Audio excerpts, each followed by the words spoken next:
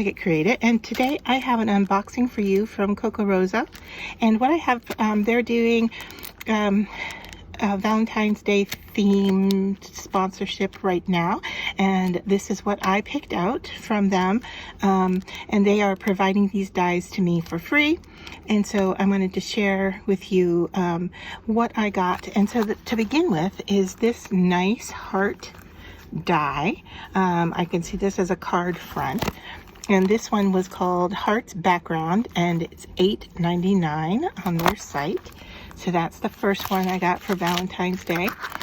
This one is Enjoy. I don't know if you can read that backwards, but it does have a heart on it, but I can see using this in multiple different ways.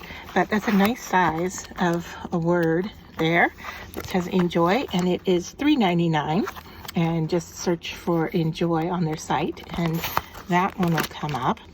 And then these are kind of like ribbon sayings. And so what we see here, I'm going to read backwards for you, is happy, thankful, thank you, love, and see you. So there's 4 different dies in here. And of course, if you want them to go a little further, you can always cut the tails off if you just want the word. And so then there you go, you're going to have more functionality with these dies. And this is called English Phrases Line, and it was $5.99.